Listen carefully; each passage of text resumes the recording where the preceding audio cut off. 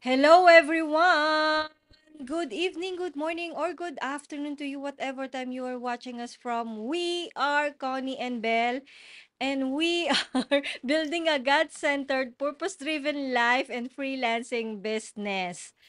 So, if you're watching us, oh, by the way, our topic for today's session is all about how to convert leads into paying customers through copywriting. Actually, parang may iba pa siyang term eh. Persuasive, I think, is the right word. So, Yes. yon. Ayan. So, if you're watching us for the very first time, make sure that you click that subscribe button as well as the bell to get notifications because we usually go live Mondays, Thursdays, 9 p.m. Manila time. Pero bago pala yan, we will be right back. Mamaya ka na magsalita. Push.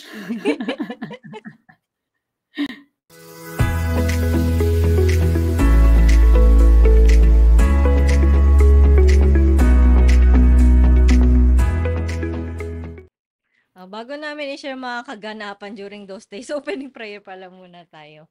Let's remember that we are in the presence of God, in the name of the Father, the Son, the Holy Spirit. Amen. Lord, we praise you, we glorify you, we honor you. We thank you for blessing us these past few days.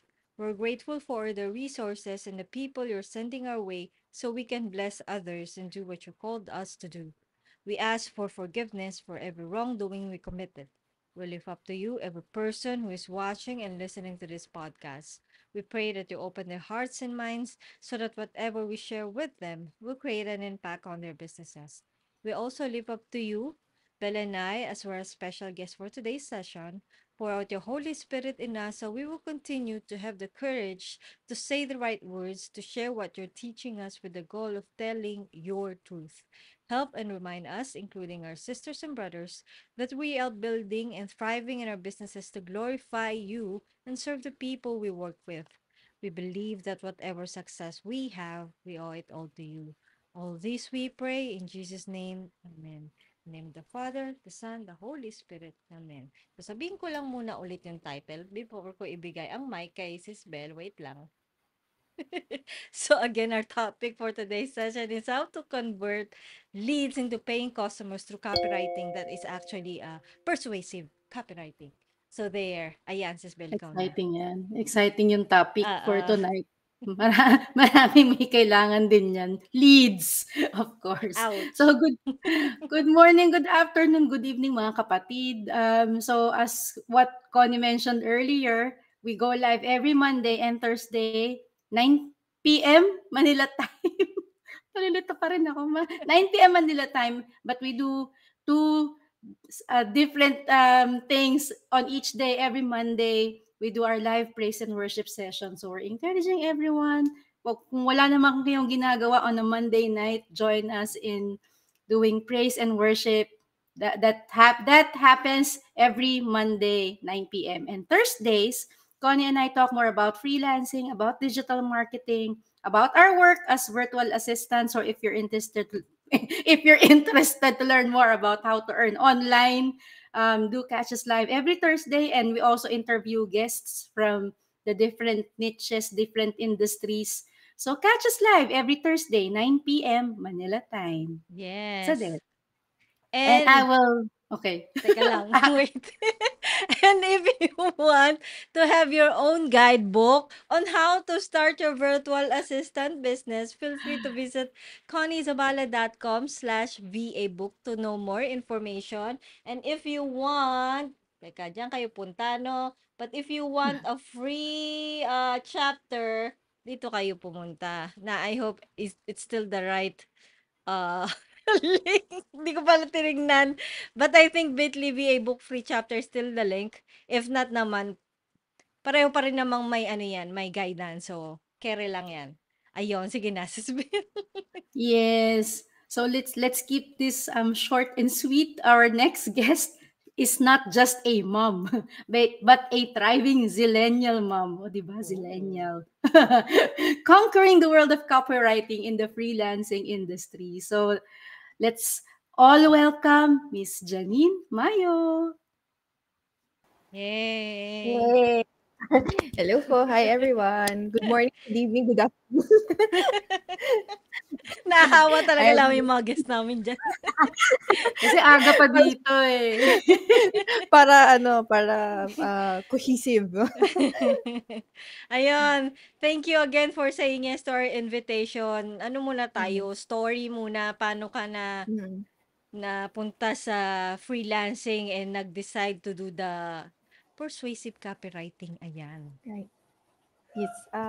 Sige, yeah, good afternoon, good morning, good evening. Yan, kung magda-drawback po kasi ako talaga from the very, very start. I started like 14 years old, nagsusulat ako sa Oh my. As a Wattpad writer. Then, doon Hmm, ko na-discover na meron akong talent and gusto ko pala magsulat kasi during that time, syempre mga Wattpad, yung sa era na yon uso yung mga bumibili ng libro sa National Bookstore. So sabi ko, inspire ako, try ko lang. Then yung sinulat ko online, nag-top 500 siya sa Philippines. So,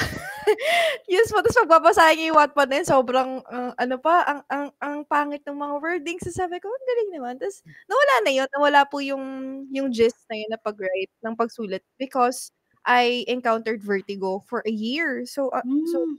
I parang it's not for me na. So I stopped.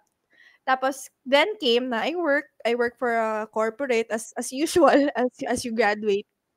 Tapos Mm. okay naman po siya, pero sabi ko parang, iba talaga yung salary. You know how the salary works in the Philippines, and parang, ah hindi naman kulang, hindi naman sapat, pero parang alam mong meron ka pang kayang ibigay. Tapos parang kapagka naririnig mo yung ibang mga salary nung for example, yung ibang ka-batch ko, parang that time like magkaroon sila ng ₱15,000. Nalakihan na ako, sabi ko parang sayang yung 3,000 na additional, ganyan, ganyan. Sabi ko, "Ano kayang meron?" Sabi ko, "Ano pa bang puwedeng kong gawin aside from this?" Then my ex-boyfriend, which is now my husband. Tapos na sabi niya, "Hindi ka kaya magsulat?" Sabi ko, "Anong sulat?" Sabi ko, "Paano ba ako magsusulat?" Sabi ko ta's nag-try lang po ako mag-search, Google, how to earn online. Ang unang lumabas is the Online Jobs PH. Sabi ko, Oh. "Ano 'to?" Sabi ko yes, yung online jobs po. Eh, ang komplikado kasi dati 'di ba parang sanay lang tayo or ako din sa JobStreet na Hmm, mm. platform. Sabi ko, "Parang ang komplikado naman ito, may verification pa, ta's magse-set up ka pa ng payment." Sabi ko, "Sige nga, try ko." Tapos nag-search lang po ako ng blog writer. Kasi sabi ko parang sarap pala magsulat ng mga blog, ganyan. Try lang. Then na-hire ako and, I was very happy and quite lucky siguro na rin kasi yung first job ko is, blog writer na nagsusulat lang ako ng tips about babies, mommy stuff, friends Ah, advice, relationships. So aligned parang na aligned. yes. Yes, so sabi ko parang hindi ka nagwo-work. Kasi sabi ko ang dali-daling magbigay ng advice, ang dali-dali lalo na 'pag coming from you, 'di ba, from experience. And during that time, wala pang kahit anong tools. So, as in knowledge mo talaga and parang draft mo talaga. So, medyo mahirap pero ang saya and rewarding. Tapos parang di naman niya na-multiply ng times 2 yung meron ako na salary dun sa corporate. Pero parang nagdagdagan ng 5K. Which is that time, sobrang laki na kasi sa Makati po ako nagwo-work for corporate and I'm from Cavite. So, uwian Hmm. ka, parang pamasahe mo pa lang transpo 6K na. So, isang cut off lang 'yun. So, sabi ko wala na talaga matitira. So, nung nagkaroon ako ng side gig, so 'yun parang side gig ko siya tinawag. Sabi ko, "Okey pala." Nung time na 'yun parang umabot ako ng 20,000. So, ang laki talaga. Sabi ko, "Di ko alam gagawin ko," ganyan. Natutuwa ako. Ta's kinontinue ko lang po siya until reach pandemic 2020. Lakas ng loob ko talaga, nag-resign talaga ako sa corporate job. And that's the time na inabsorb ako nung second client ko na yon as full-time. And then, yun na, nagtuloy-tuloy na po siya. Nag-run siya for 2 years. I was a blog writer. Prinomote nila ako as editor hanggang naging assistant team leader ako for that company. Pero like yun nga, unfortunately, like sa mga corporate, parang nabu-burnout ka. Nasa comfort zone na ako. So, stepped out, look for another clients.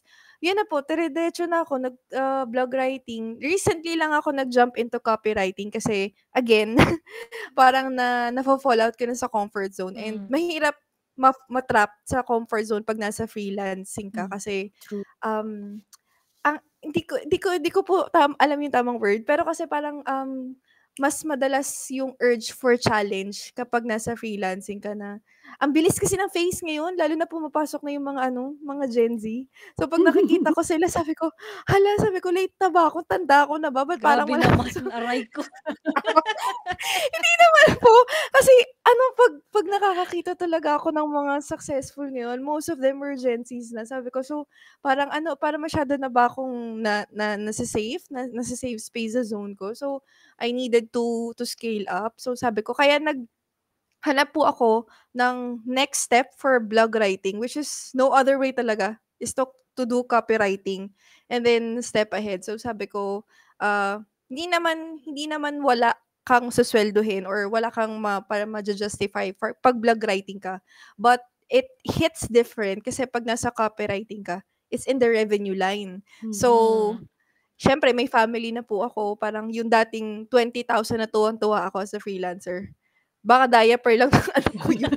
Kaya So wala na. So sabi ko no choice para enjoy the journey. So bale yun yung timeline. Ganun po siya dumaan. pero ang galing. Ang galing nung timing, no? Like, before the pandemic, nandun ka na sa Yes. ano? Yes, buti na talaga kasi sabi ko parang feeling ko 'pag ngayon baka ma-overwhelm na ako parang, ang dami na kasi hindi ko na alam parang ganyan. So nakatalon na kami before pa mag-hype True. yung Mm. yung Galing. freelancing na industry. So good Ano, job. ang galing. Sa viewers namin, nakita nyo naman, si Janine nag-start where she is. So, Mm. hindi kailangan. Ay, may question ako. Nag-enroll ka ba into course or something to do the copywriting? Yes. Ang dami po, sobrang dami. So, timeline ulit. Nag-start ako as SMM kasi ma-Canva ako. So Mm. sobrang gusto ko po yung Canva, ina-explore ko siya. Then sabi ko parang hindi, tapos parang naligaw na naman ako ng landas, napunta ako ng Shiny Amazon. object, ah. Yes, yes, totoo talaga. Napunta ako ng Amazon, yung Amazon product service, ganyan, mga Oo, FBA. pwede. Oo. So, naligaw ako. Sabi ko parang hindi sa'kin 'to kasi ayoko ng math, ayoko ng may analysis graph. Sabi ko sige. Tapos sa copywriting yung pinaka-recent ko po is community talaga. I saw in your book si John Pagulayan.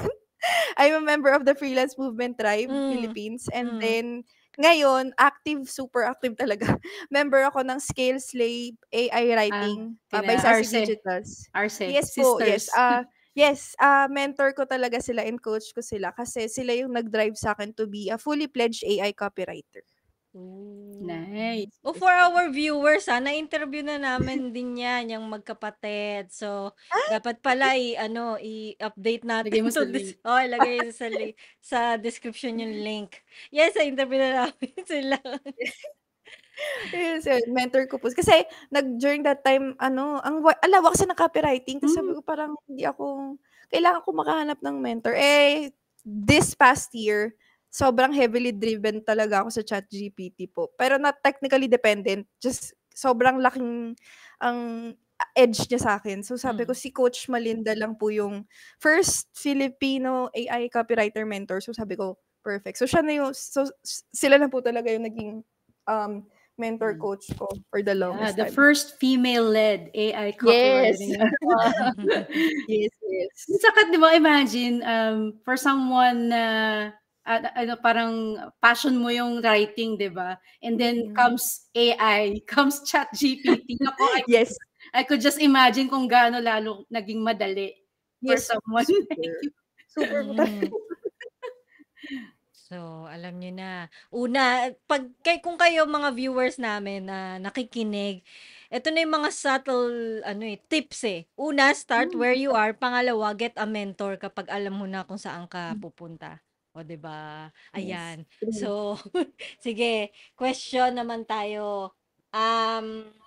given na nag-AI ka na, hindi ko na tatanungin kung nag-i-integrate ka pa ng technologies. So, ito na lang. Are there any tips you can suggest to build and maintain strong relationship with your clients? Ako po talaga kasi ako, medyo hindi, skill-based is given already kasi kailangan talaga yung skill 'pag na-hire ka. Pero yeah, more on relationship ako, which means na vina-value ko yung time din ng client ko and vina-value ko yung, parang communication namin. Talagang hands-on talaga ako. Parang hindi ko po, pinapabayaan lalo na 'pag sa updates, yun. Yun yung masasabi ko po. Yes. Magandang tip yun. Yes. Hindi yung hindi yung parang minsan ghosting lang ang dating. Parang hello, andiyan yes, ka ba? na-experience ko na po yun. So, ayan, sorry, pwede ko ba i-expand? Yeah, sure. Go Yes, ahead. Go. Kasi, yun, parang ano ko na, yung first experience ko nung pagiging VA, parang wala lang akong pake kasi sa kliyente ko. Parang work lang ako, ganyan-ganyan. Wala akong focus masyado. Tapos parang nung later on, nung nare-realize ko na, ganito pala, kailangan mo palang alagaan yung kliyente. At some point, kailangan mo palang i-baby.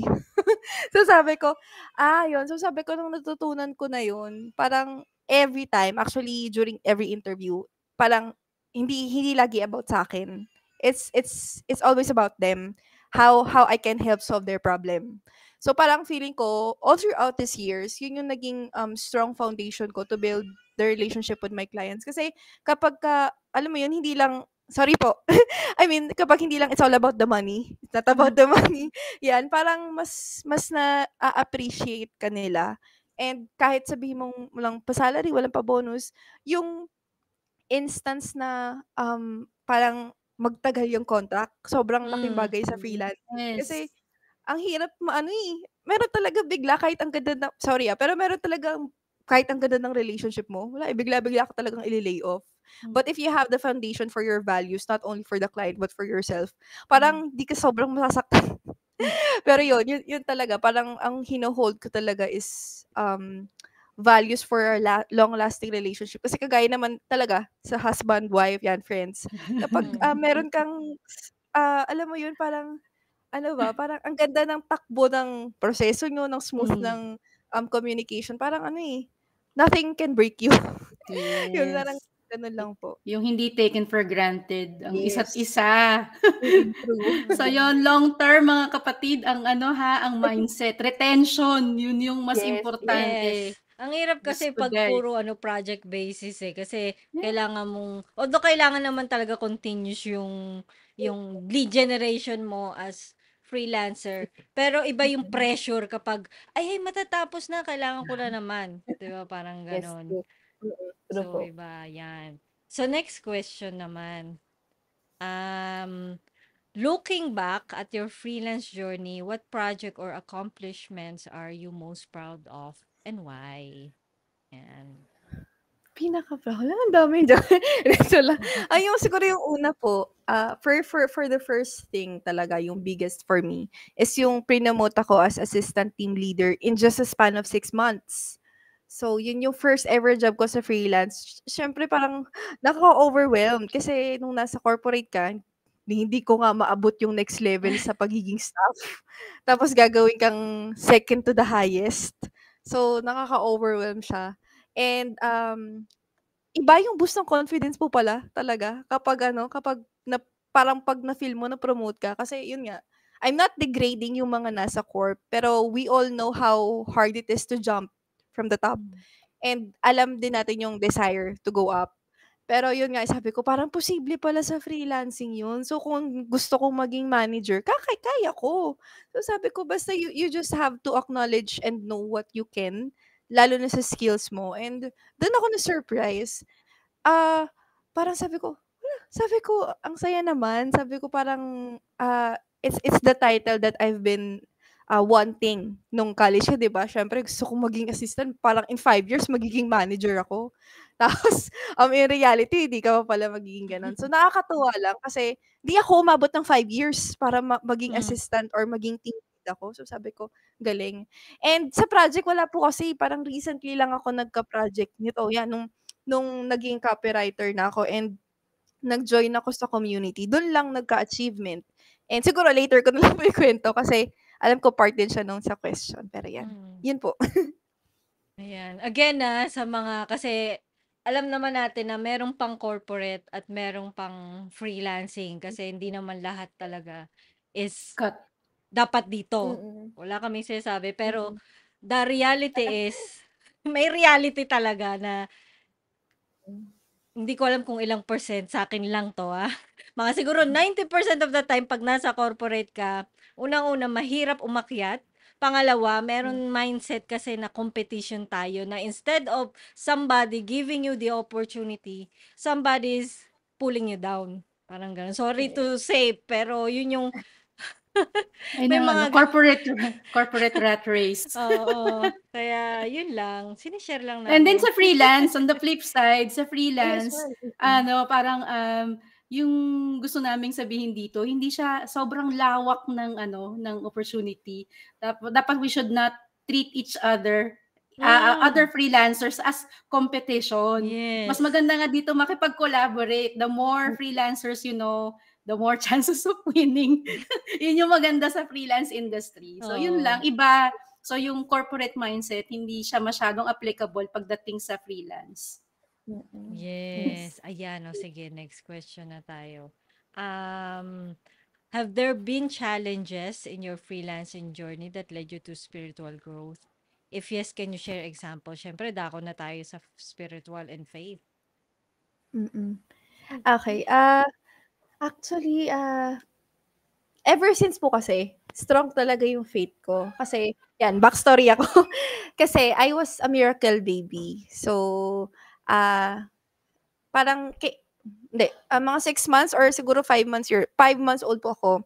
Sinabi na po ng doktor sa magulang ko na I will never survive the day. So, I was 50-50 because I had dilated cardiomyopathy. So, heart condition po siya, which is, ito yung normal size ng heart. Sa akin po, nagta-times 2.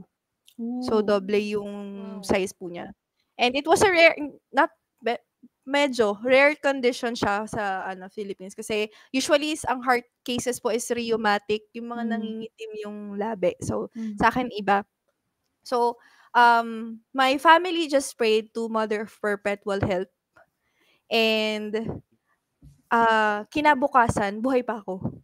So, yes. So, may parang the doctors already said na it's a miracle na nabuhay ako kasi hindi nila alam paano. Kasi yun parang, yun nga po, as we call it, any heart disease is tridor. It can really, parang yun, bigla-bigla na lang. So, yes. So, after 13 years of medication, the doctors have already claimed na stable na yung heart ko. It's back to normal. And up until now na wala na pong medication pina-stop na talaga kasi yung use ng medication is wala na siyang effect sa heart kasi nag-normal na nga yung size. And up until now na pag nagpapa 2D echo ka, which is ultrasound for the heart, sinasabi ng mga doktor na wala na talagang bahid ng sakit. So, sobrang thankful ako. So, yeah, so parang yung spiritual journey ko po talaga and napasa na sa akin ng family ko kasi yun nga, I was a testament to to that miracle. And sa freelancing journey, never ko talaga siyang kinalimutan lalo na ang tawag ko po kasi kay Mother Perpetual Help is ina. So, why I always Ina pray, ng lagi laging ko saklolo. yes, lagi ko sinasabi na ina, salamat, ganyan-ganyan. But a different saint actually opened me to a premium client. So, describe ko muna, ang premium client po kasi sa akin, now that I have a family, is I have freedom, lalo na sa time, and nasusustain niya yung money ko. Not technically na nagsi-6 digits ako kasi baka hindi pa siya para sa akin for now kasi I needed to focus on my sons. Kasi 11 months pa lang po eh. So, nasa development stage pa lang. So, kailangan pa ako. So, yun po. So, I pray to St. Jude. Nag-pray lang po kay St. Jude talaga. Tapos, sabi ko, hindi ko po alam may gusto akong work, pero kung hindi siya para sa akin, kayo na pong bahala. Kahit ano accept ko. Then, kinabukasan may nakapag-close agad sa'kin ng deal and hanggang ngayon client ko pa siya. So sabi ko yes, so sabi ko parang nakaka-overjoy ta's parang nandun na yung ano mo, eh, nandun na yung faith mo.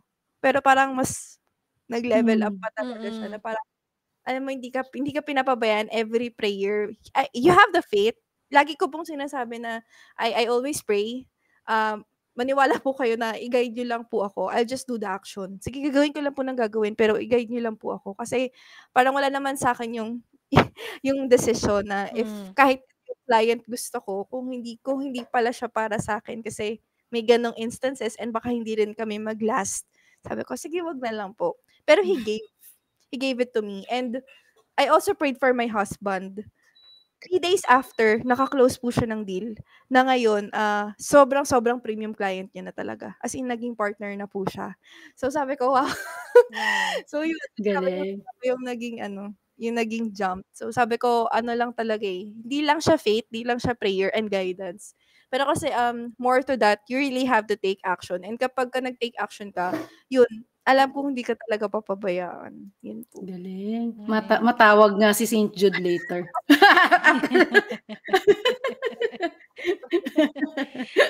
Parang Galing. nagbaklaran ba si nanay mo Mami. during that time? Kasi ano, eh, perpetual help, eh. Yes po, taga-Baclaran po kami dati talaga. Yun kaya Lumipat lang po pala. kami sa Cavite, yes, Talagang every Wednesday po novena Mm, talaga. mm. Yes. Ayun, grabe. Parang hindi ko ma-imagine yung feeling ng nanay mo na 'di ba, sinabi na hindi ka na magtatagal. Tapos Opo. everyday nandiyan ka buhay, kinikilabutan ako.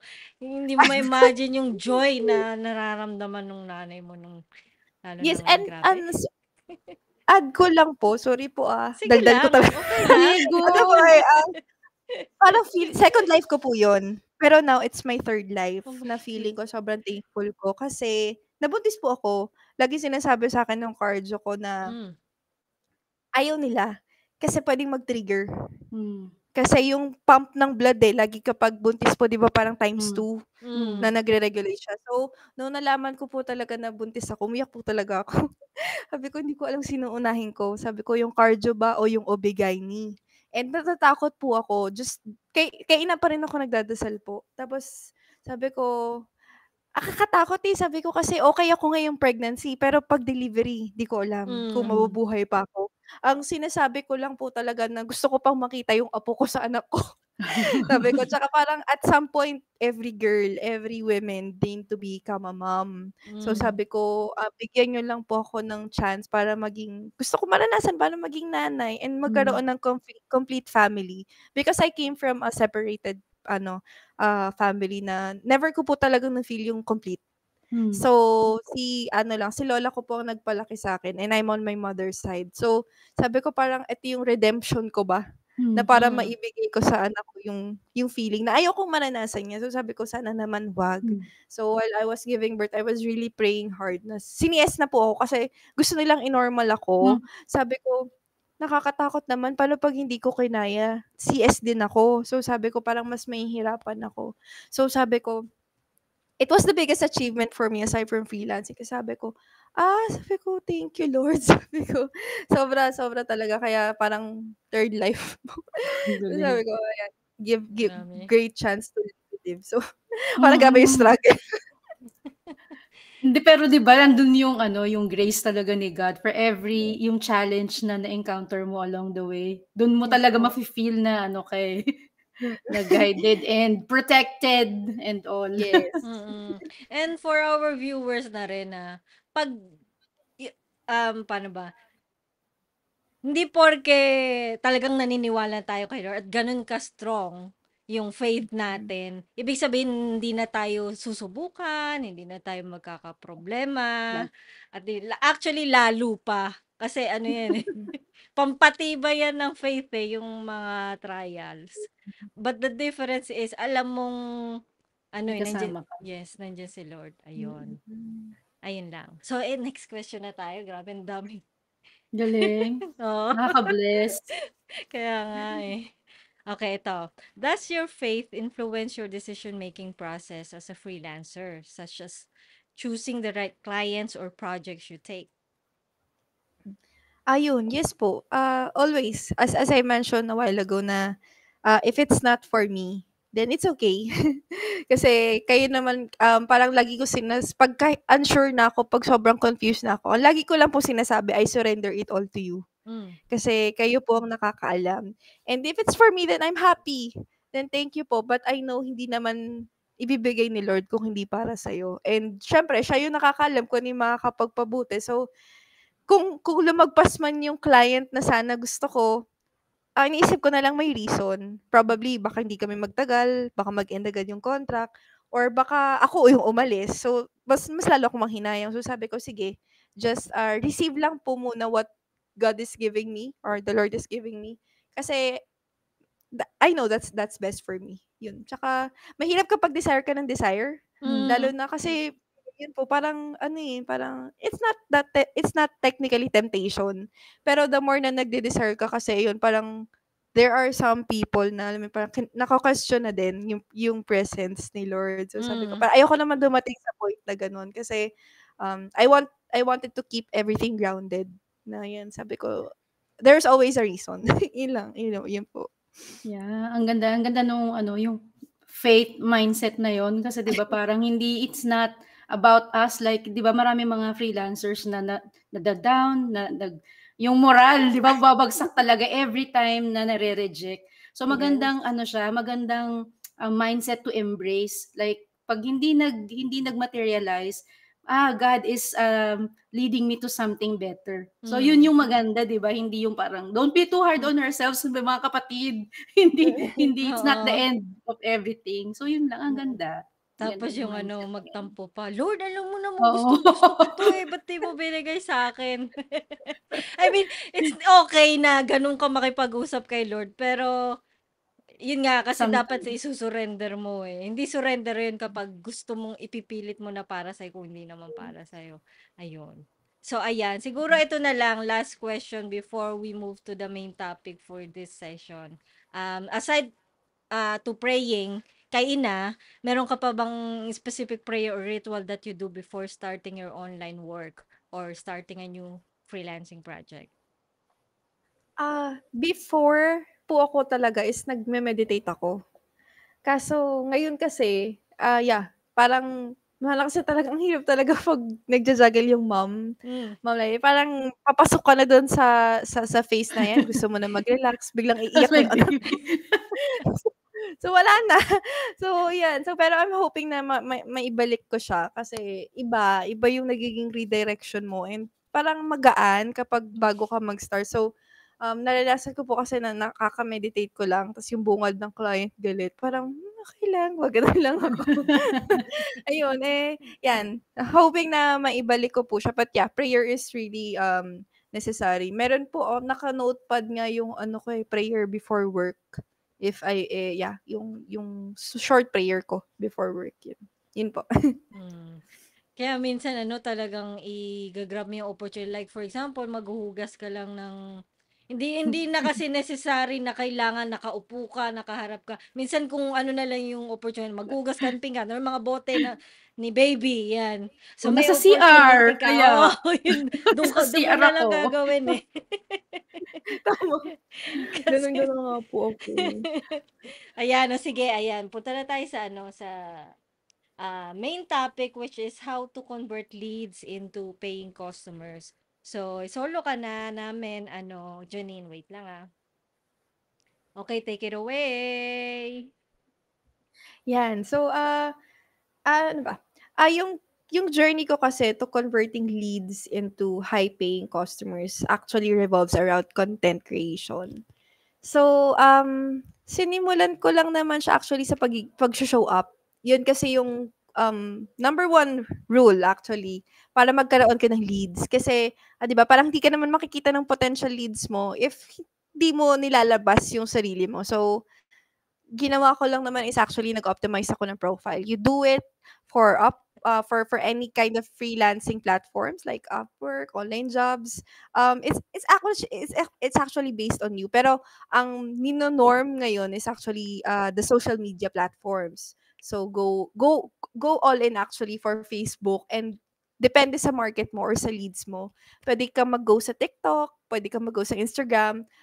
It also depends if meron kang international or local clients. But since naka-focus ako sa freelancers today, doon ako sa Facebook.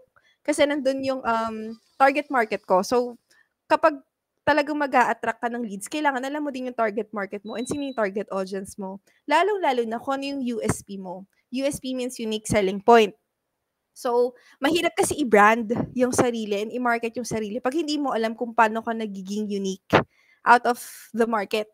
Imagine, sobrang daming freelancers, sobrang daming hindi lang freelancers pero yung siguro business owners na din na naghahanap ng kliyente and finding leads.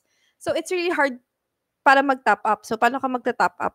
One way is actually through content creation. And madaming ways para ma-convert yung leads mo to paying customers through content creation. And one of it is actually doing value post, sharing tips, knowing strategies, ano pa ba, just giving like a day-to-day post na para ma-share sa mga leads mo. And it can really attract kasi I've already tried it and yeah, naging effective naman siya. The point is yung value lang talaga. Lagi ko sinasabi yun. Value is really important kasi dun makikita ng tao mo kung sino ka at ano yung brand mo. And that's how will you attract the leads, the potential leads to your business. Value is hindi siya madaling i-earn kasi it's innate within you. So dapat nagfo-flow naturally yung characteristics mo. The more na nagfo-flow naturally yung characteristics mo, the more na mas nakikita ng leads mo, nakikita ng audience mo and ng market mo yung totoong ikaw, totoong character mo. And in later on, hindi ka na mahihirapan magbenta.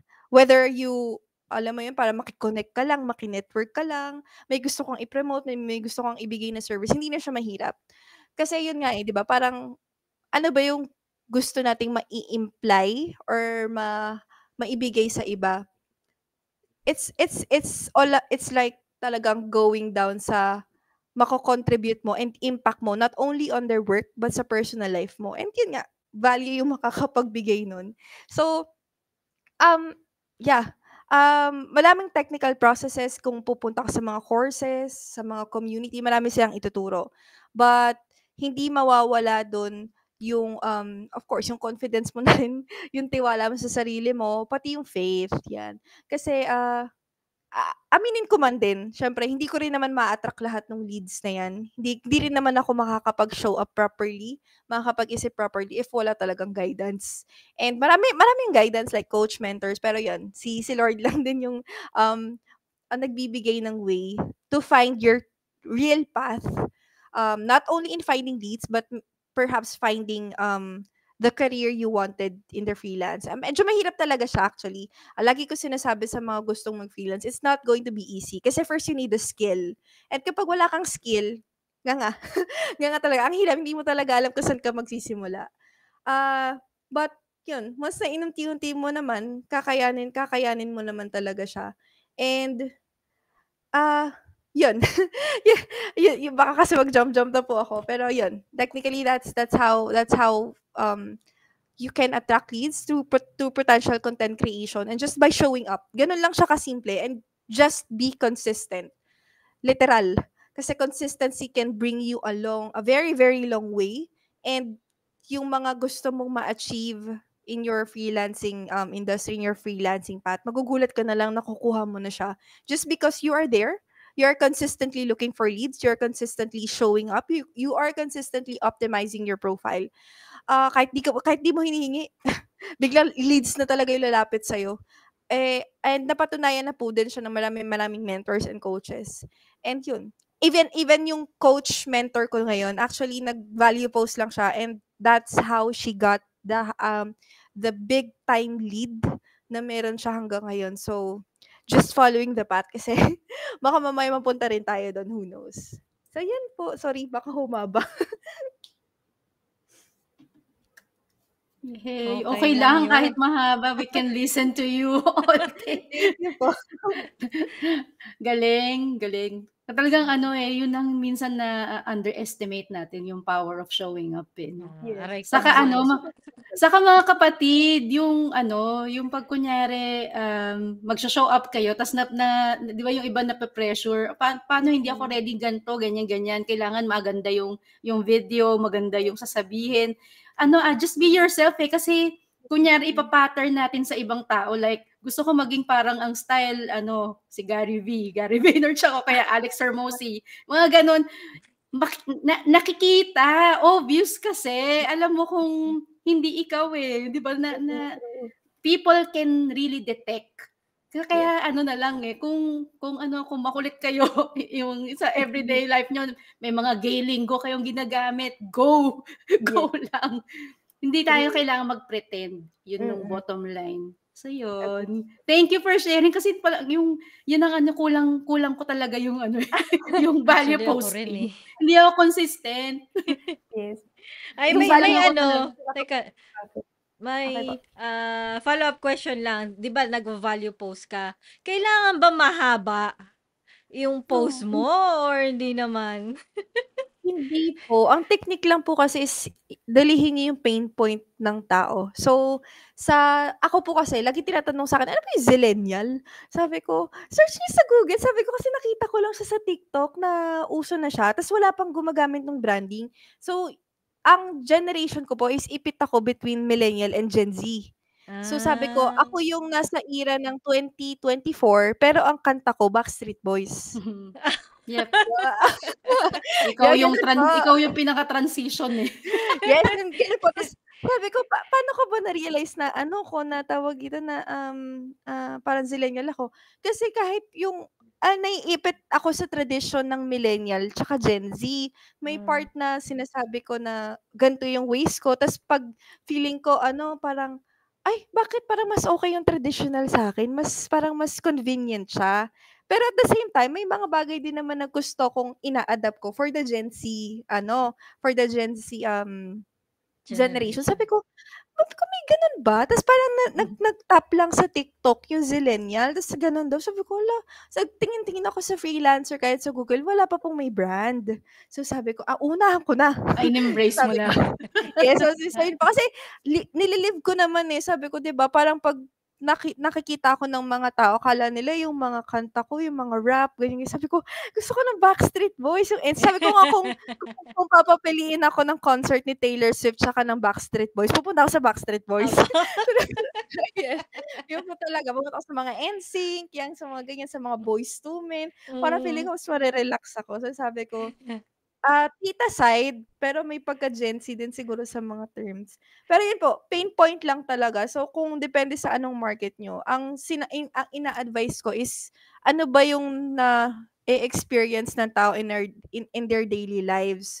So kung ako po as a mom, parang sinasabi ko parang lagi, pagod ka na ba? Parang tapos kapag sinabi niyo po kasi na na-detect nyo na yung pain point nila. For example po is, yun nga, nanay sila, pagod na sila araw-araw. Lagi nyo po siyang i-agitate. So, dapat parang ipapump mo pa yun. Parang ang sasabihin mo lagi is, ako rin. Na-feel ko na yan.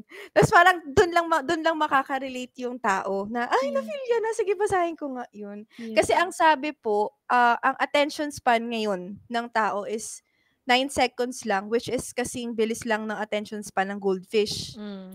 So, within the first line, dapat ma-attract mo na sila. Kasi pag wala ka na doon, wala na, scroll ka na. So, yun. Ganun po siya. Parang yun din ang natutunan ko Dapat yung hook nandun agad. Yung sa umpisang line or kunyari sa unang sasabihin kung video to, andun agad siya. Saka, it's not always about us, mga kapatid, pa. So, parang yung message iikot dun sa, sa target audience. Kasi kung, look at me, hindi sila magiging interested talaga. Parang care ko sa'yo, care ko sa buhay mo. So, yun lang yung nakita ko nag-work talaga. Kung nakaka-relate ba yung message mo dun sa ibang tao. And people will follow you talaga. Saka be yourself. Yun talaga. Be yourself. Yes po. Kasi if kilala niyo po si Alan Ngo. Oh, Yes, introvert yun, major. opo, pero grabe maikli lang yung Yeah, balibos niya pero sobrang striking. So, di ko yeah. naman kaya kasi ng English. So, kaya humahaba, Tagalog siguro, Saka yan yun. yata yung newsletter na parang hindi ko minimiss eh. Kasi Mm. nga, ang galing si Alex. Ang technique ko lang po is binasa ko lang yung newsletter, emails ni na John Pagulayan. Tapos araw-araw lang. Nakuha ko lang. Kasi parang sabi po nila, you are what you read. Hmm. Tama ba? So, Mm. so yun. So, sabi ko, ang galing, na-adapt ko na. Nagulat talaga ako isang araw. Yun po. Ayun, Yes. oh, 'di ba may added topic na tayo after nung isang topic. Oh, mga kapatid, wag Galing. niyo i-miss yan. So, sige, Sis Bel, ikaw na. Your turn. Ayan, sige, dun tayo sa dumako na tayo sa ating fast Q&A round, sister. Okay, Miss Janine, first question for our fun round. Reading or listening? Listening. Diet or exercise? Hala, wala. Joke lang. Exercise mo. Pwede naman. Bata Pwede, none of life. the above. Ito, texting or calling? Calling. Wow. Do you sleep with lights on or off? On. What Talaga? would you do? Na-curious ako. Oo nga eh. Okay, next question. What would you do if you won 1,000,000 pesos? Hala. Invest? Okay, next, last book you've read or is still reading? Yung 101 essays po that will make you parang change think. Ganun. Nakalimutan ko na yung title. Okay, the top 3 people that you follow. Right now po, si Alex Hermosi, si John Pagulayan, and then si Mark Allen. Yes. Your favorite day of the week? Friday! TGIF. Favorite place that you've been to? Taiwan. Favorite childhood TV show? Hala, ano ba yun? Ayan, pagka silenial Ayan, mo, ano. labas. Ano yun? Once upon a time. Once upon a time. If you could travel to any place on earth, where would you go? Always Japan. Yee. Mm. What is prayer to you? Relationship with God. Do you have a go-to worship song? If so, please share it with us. Share lang po, walang kanta. Share lang. Hindi, kailangan may Promise. sample. Hindi, joke. Ay, sige po, babay na siya. Ano po, Youth for Christ song po siya. It's called Have Your Way. It's really my go-to song. Okay. Pag breakdown na ako, yun na. Oo, mag-walling na, no? Yun po. Ask permission or beg for forgiveness. I ask for permission. Okay. Last but not the least, if you could have a face-to-face conversation with God and ask Him one question or say one thing, what would it be? Say one thing na lang. Always, thank you.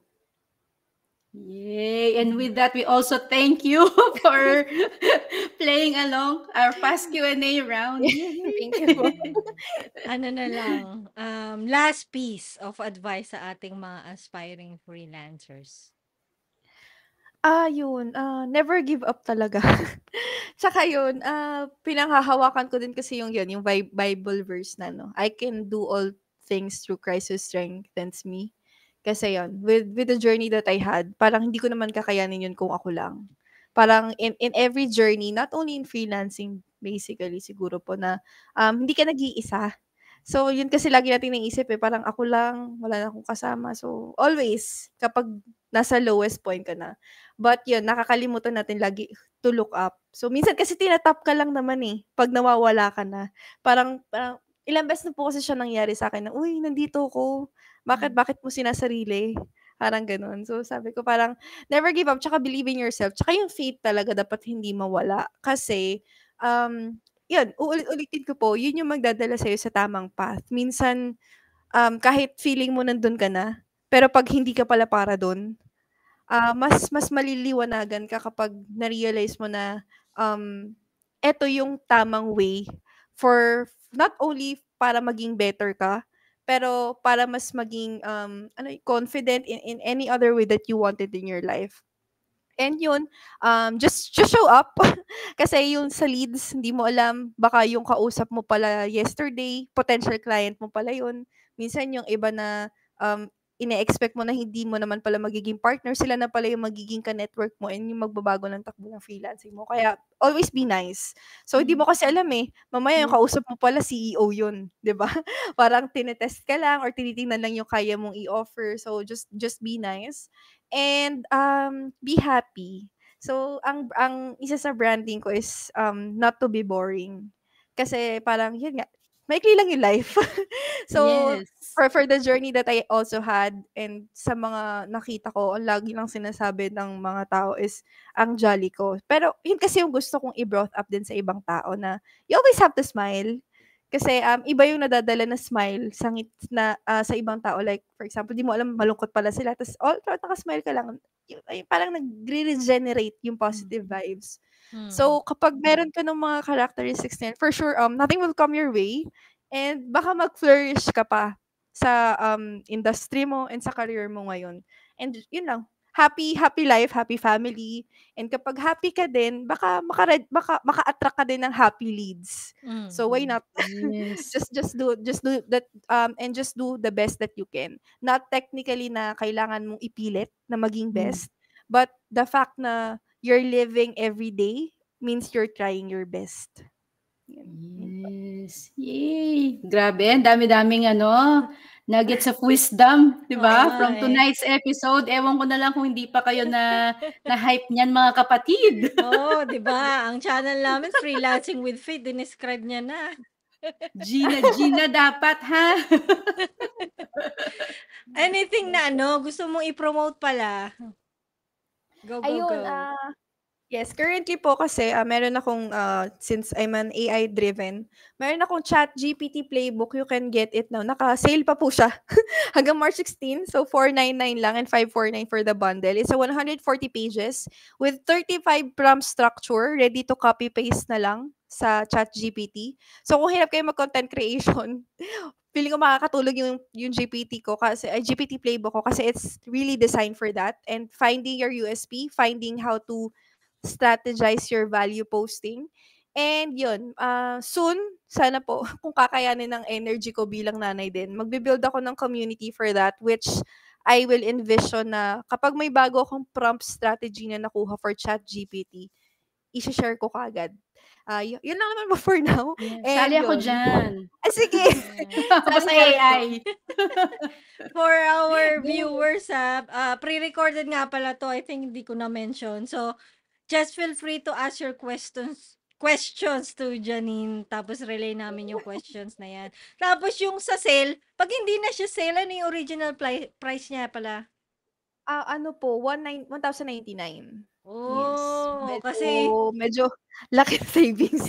nag-iisip kasi ako kasi kung kailan ipa-publish to. So, for our viewers, pag di kayo nakaabot, siguro mag-collect kayo kay Janine. Sabihin niyo, uy, Yes. naalaman namin through yung ito, 499. freelancing. Sige, may special discount. I-name drop nyo yung May special discount. Na-convince no? Why not po?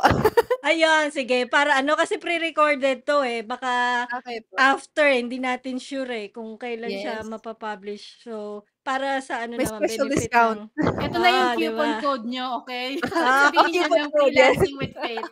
Name drop nyo lang para ma-avail yung discount.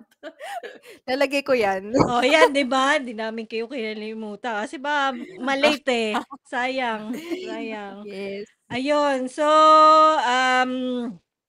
since mag-e-end na tayo, if you still want a guide on how to start your virtual assistant business, feel free to visit conniezabala.com/VA book to know more information. This book is available in print, pang Pilipinas, pang abroad. Tapos may Kindle, ebook, and audiobook siya na copy there. Wag ka muna alis, Janine. Sis Belle, closing prayer tayo. Okay, let's remember that we're in the presence of God in the name of the Father and of the Son and of the Holy Spirit. Amen. Thank you, Lord, for another episode done successfully. Thank you for the opportunity to share our knowledge and experience to serve our clients. Hopefully, our fellow service providers were able to learn something too. Thank you to all the people who support us in our mission. Thank you for the chance to bless others through this platform. We lift up to you all our viewers, our listeners, our clients, the people we work with, Miss Janine Mayo's family, Lord, please continue to bless them in all areas of their lives. Whatever their petitions are right now, we pray with them, believing that whatever happens, you always have the best intentions for us. We lift up to you all these, but in the end, your will be done. In Jesus' name, amen. In the name of the Father, and of the Son, and the Holy Spirit, amen. Uy, thank you, Janine, for Okay, thank you spending po. time with us. For our viewers, we hope to see you on Monday for a live praise and worship session, or on Thursday again for another live session. And again, if hindi mo pa ginagawa, bakit? Mag-subscribe na and click that bell icon. So, ayan, that's it for us, everyone. Bye! God bless!